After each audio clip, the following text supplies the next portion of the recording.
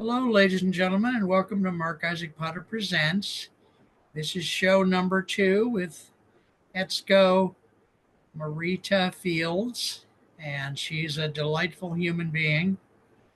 That's just not my opinion, but the Obamas called me recently and said, be very nice to her because she's both one of our peeps and our homies. So I better be very careful. So, let's go. Do you want to talk about the NAR ruling or you would rather not? Where are we at on that?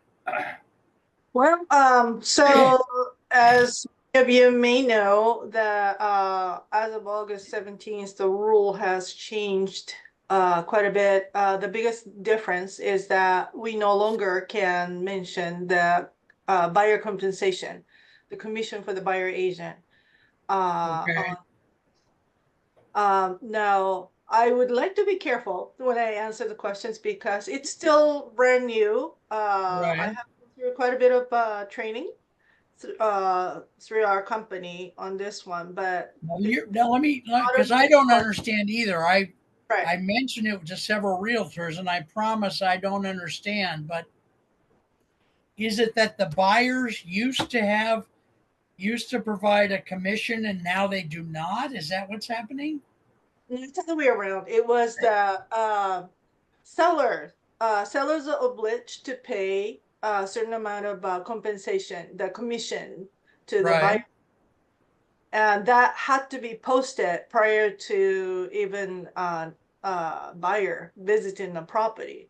So every property had dimensions of how many percentage of the buyer commission would be paid into it. Now it's Okay. not allowed. Okay. Uh, is there other things you want to say? I've heard you say that you guys got a lot of training. Yes. I'm looking at my So notes here. You just got a lot of, because the buyer agent's commission is no longer allowed to be printed on MLS does not mean that buyer agent will now be working for free or anything like that. So it will still exist. In most cases, all of the realtors know, if you have spoken with any realtors, everybody knows that it's not just your marketing that just brings buyers over to the property that you want to sell. It's usually the buyer agent who is studying all the new properties coming onto the market. What we are is pretty much the realtors, especially buyer agents, are matchmakers with the right okay. individuals to matching. We are matching them with the proper properties that the Okay. buyers would like to move to. So for that reason, a lot of the sellers are still today interested in paying the commission amount. It's just a matter Well, of how it's going to be negotiated during the negotiation period when the offer is submitted and how it's presented. does it happen? Is that negotiation happening between the two realtors or the buyer and sellers don't actually talk to each other until things get a little closer to us close, right? Or, So usually what happens is that us agents will be calling prior to us showing the property. The best practice is we call the other agent beforehand to double check and see if the okay. buyer agent commission will be available. And All right. as a buyer agent, I will have to also have this discussion and go over a buyer representation agreement with the buyers and explain about different scenarios of what happens and whether or not the seller would be willing to pay, and if they don't, what could potentially happen. So that needs to be agreed upon prior to me showing properties to the buyers. And it needs to be in writing, right? There need to be some Yes, documents signed. yes, sir. They're signed by both the buyer and the seller, or Well, so that needs to be done by the seller, by the buyers, if I were the representing the buyers. So I have to educate my buyers, and go over all the agreements, make sure that the buyer does not have any issues with that. Meanwhile, when I'm listing the property, I'm also talking to my sellers, go over different scenarios, talk about the buyer representation agreement. Are you willing to pay compensation to the buyer agent? And how would you like to do that? Okay, now is it coming as a surprise to both the buyers and the sellers, or have they heard about it in the common press? A lot of times it seems that my client, as far as talking about my clients, it seems that a lot of them have already heard about it because of the news. Even my Okay. international clients have asked me about this. Okay. All right. Let's see. There's nothing more you want to say about that probably until it kind of shakes out, or Probably, but the most important thing for the general public to know is that this is a very important matter, and for those of you who are planning on selling the properties, you want to be sure to ask as many questions as possible to your agent prior to you right, listing the property. And then for the buyers, it used to be that even buyer's representation agreement, not everybody was signing it previously. It did exist, it has been around for right, but decades. It's yeah, just that it wasn't it active wasn't a yet. practice for many people to use. It's just that now that with this new change, it is extremely important that your agent explain to you about the buyer representation agreement prior to you seeing any properties. Of course, you probably want to be able to communicate with your agent to Yeah. make sure that things would work between you and your agent. But then right before you see the property, you will have to be sure to get informed about the property if the seller of that particular property is willing to pay the buyer agent commission, and then Right. that you are signing. And then you don't have to sign for a certain period of time. You can also go by just the property by property if you wanted it to be that way. Okay. Yeah. Now, has your commission gone down as a result of this change or not? Not so far. Okay. Okay. All right. No, that's good. I'm glad. I Hmm. have some other questions about real estate itself. Yes, And one thing I guess I want to get out of the way now, and I always like to ask this because I want to make sure that people call you thank and you. get a hold of you. And I want them to know that you're the best realtor in Hawaii. Don't tell the other people from Hawaii that I've interviewed because I said the same thing on camera for them. uh, Sure. you are the prettiest so far because the others have all been the guys. So uh, tell us tell us what way you like to be communicated with. Do you prefer email, text, voicemail, carrier pigeon? What do you prefer? What I would different say people all of the above. surprisingly have different huh? I would say all of the above. I want to be Okay. able to, Zoom is always really good if the person is not here. So that, I mean, being able to see the facial expression. Sometimes over the phone, people say, oh, okay, I understand, but they might look very excited or very disappointed Yeah. unless you can see the person.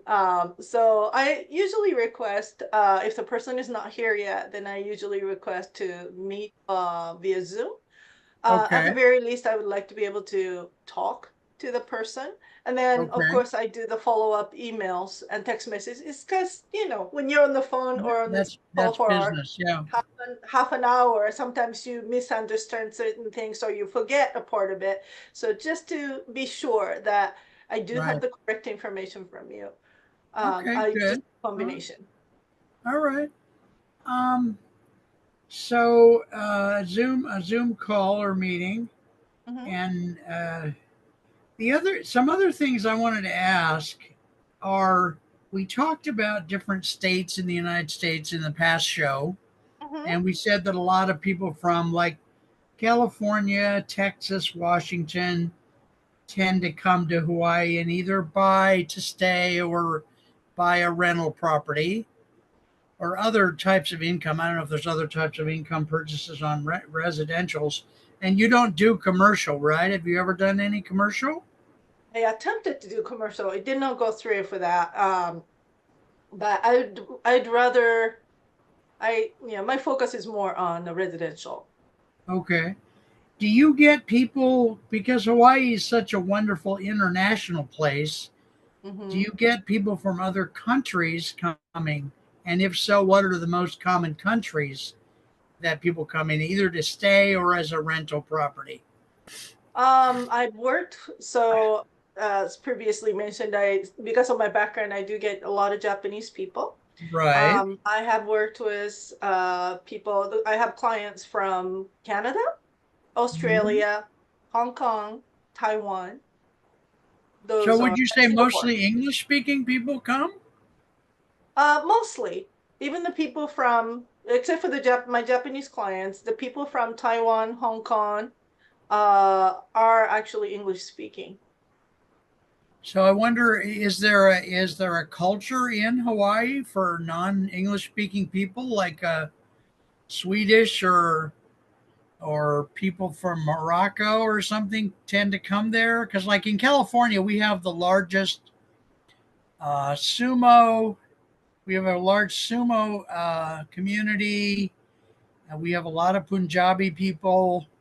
You know, California has a lot of different smaller ethnic communities.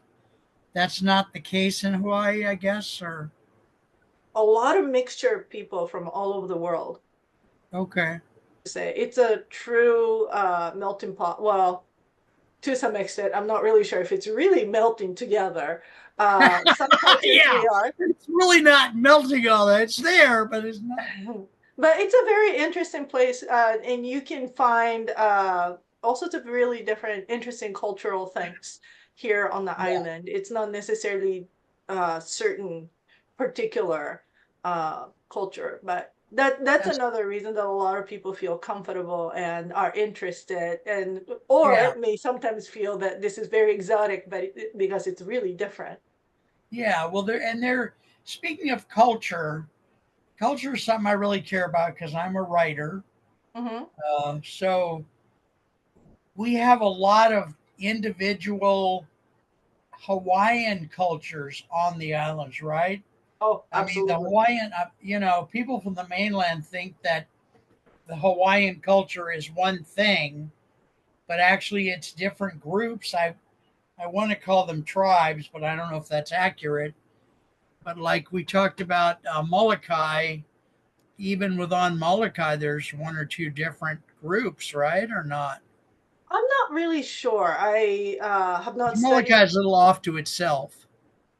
Molokai is has a very small community. Matter of fact, Molokai it comes under Honolulu Board of Realtors. So we have communicated with a lot of agents over there, and as far as I know, they only have within the entire island they only have one traffic light. Okay. All right. But it's more laid back. Generally speaking, the fact that you only have one traffic light kind of shows Yeah, it that shows you're very not more going laid too back. many People are not places. in a rush All as right. much like Oahu. Yes. So most people would buy on the Big Island or on the Big Island being Hawaii or on Oahu or Mm-hmm. maybe on Kauai, right? And that's pretty Hawaii much or where the main, huh? Maui is also very popular. Who is? Maui. Maui. Oh yeah, I forgot about Maui. Mm-hmm. Where was the fire? The big fire. Um, it was on the north side Of which island? of Maui, Okay.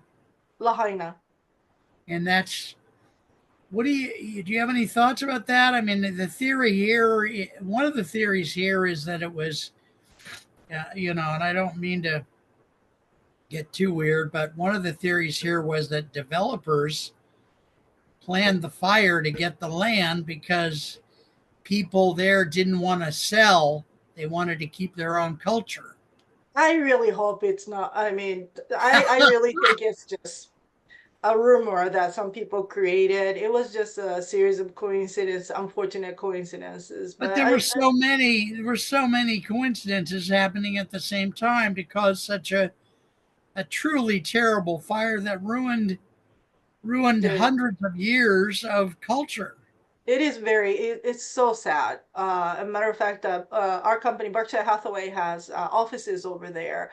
And Okay. right after the fire, we had a convention in a big island and run into some of my colleagues over there from Maui. And it was so hard and so sad. And they told us that our Lahaina office is burned down. And some of our colleagues lost their homes and everything. So it's very hard. It is very hard. And And of course, you have a lot of volcanic activity too. that will be, yeah, over in Big Island. Okay, okay. Because I have another friend who's a musician who lives in Hilo, Mm-hmm. and he talks about the. I'd never heard of them before, but I think they're called like lava tunnels or something. Is there's Yes, such we a do have thing, lava right? tunnels. Yes. And I'm like, what? You're doing what? Yeah, Big Island is a very, very magical place. And as many of my friends from Japan tell me that it seems that whenever you're in Hilo, it feels like the time is flowing differently. Okay, It's in a good way. In a in good a way. very, very good way. Matter of fact, I just had have this beautiful listing in Hilo. We just put it into escrow yesterday when we went to visit this property for the first time. Oh my goodness, it is such a wonderful, beautiful place to be. Great place Okay, to prepare, I would say. okay. Yes. Do you have an opinion about? There's been a lot of news articles over here in California Mm, about uh, you know big time billionaires, the one top 1% of the 1%, like Zuckerberg, hmm. going over there and buying like 200 or 300 acres and building a huge thing and bunkers and all kinds of stuff. Does that impact you guys in any way in your real estate field? Do people resent it on the island? What is, because over here we resent it. Right. Now I mean, we do live on the mainland, but we're very protective of Hawaii in our own way because Hmm. it's probably the one of the few tropical, I mean, we have probably Guam and stuff, but it's like the one tropical place that we can call one of the states because, well, obviously Hawaii came into the Union in 59. So, is there any thought about that, or day to day, it doesn't matter? That's matter. It makes a big difference. So on one side, I'm really happy to be able to assist a lot of investors purchasing properties, but at the same time, what really um, pains me to see is to see the local native Hawaiian people having to have to leave the land because it's getting to be a little too expensive. But then again, by those people bringing businesses or moving to Hawaii or to talk about it, talk about how wonderful Hawaii is, we also do um, get more businesses coming into the island that would end up creating businesses, more jobs for the locals as well. Right, right. It's a It's two-way street. Yeah. exactly, exactly. Do I you mean, feel like go ahead. No, don't let me the interrupt. land is really limited too, Yeah. right? We cannot just No, no, keep it's on building. extreme. Yeah. So it's really it saddens me to see a lot of the locals end up leaving the island. But it from what little bit I've read, it seems like the government of Hawaii is trying to protect the local culture. Mhm. Do you feel like they're doing a good job of it or they're not really doing a good job of it? It's hard. I know what they're trying to do. It may not necessarily be working because every story has two sides or more Right, sides. right, right. One of the things that's impacting Oahu here is the Airbnb, the short-term rental. So unless you're in certain areas or the property has already had um, the license, to run short-term rentals and have been paying the proper taxes, you're not allowed to have, those businesses Okay. anymore, which in a way it's a good thing so It's a that the good thing. homes I are would think it saved. would be a good thing. Yeah.